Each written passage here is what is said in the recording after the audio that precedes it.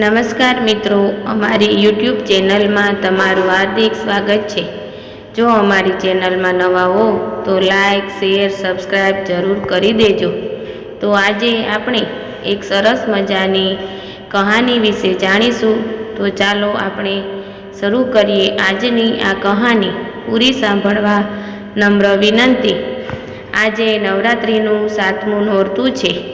નવરાત્રિના 7મા નોરતે મહાસપ્તમી પર માતા દુર્ગાના 7મા સ્વરૂપ કાળરાત્રિની પૂજા કરવામાં આવે છે। શક્તિનું આ સ્વરૂપ દુશ્મનો અને અનિષ્ટનો નાશ કરનાર છે। એવું માનવામાં આવે છે કે મા કાળરાત્રિ એ દેવી છે જેણે શુભ નિશુભ જેવા રાક્ષસોનો વધ કર્યો હતો।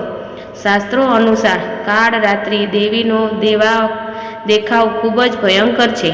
કાળરાત્રિ દેવીનું આ ભયાનક સ્વરૂપ પાપીઓને નષ્ટ કરવા માટે જ છે। મા કાળરાત્રિ હંમેશા તેના ભક્તોને શુભ ફળ આપે છે। આ કારણોસર તેઓ શુભંકરી પણ કહેવામાં આવે છે। શાસ્ત્રોમાં દેવી કાળરાત્રિને ત્રિનેત્રી કહેવામાં આવી છે। મા કાળરાત્રિનો રંગ ઘોર અંધકારની જેમ કાળો છે। માથાના વાળ વિખેરેલા છે। તેમના ગળામાં વીજળીની જેમ ચમકતી માળા છે। તેમને 3 નેત્ર છે। આ 3 નેત્ર બ્રહ્માંડની જેમ ગોળ છે। તેમના શ્વાસમાંથી અગ્નિ નીકળે છે। તેમનું વાહન ગદર્ભ ગધેડો છે। તેમના જમણા હાથની વર મુદ્રા દરેકને વર પ્રદાન કરે છે। જમણી તરફ નીચેનો હાથ અભય મુદ્રામાં છે। ડાબી તરફ ઉપરના હાથમાં લોહ અસ્ત્ર અને નીચેના હાથમાં તલવાર છે। જયંતી, મંગલા કાલી, ભદ્રકાલી, કપાલિની, દુર્ગા, ક્ષમા, શિવા, ધાત્રી, સ્વાહા, સ્વધા, નમોસ્તુતે।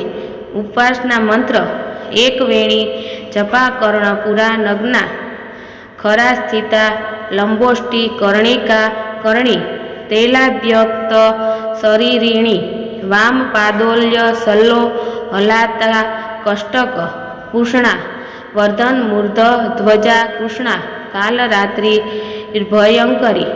ને એવું મનાય છે કે આ દિવસે ઉપાસકોનું મન સહસ્રાર ચક્રમાંથી સ્થિત રહે છે અને સહસ્રાર ચક્રમાં ઉપાસકનું મન પૂર્ણ રૂપથી મા કાળરાત્રિના સ્વરૂપમાં લાગેલું હોય છે। તેનાથી ઉપાસકના તમામ પાપનો વિનાશ થઈ જાય છે અને તેને અક્ષય પુણ્ય લોકની પ્રાપ્તિ થાય છે।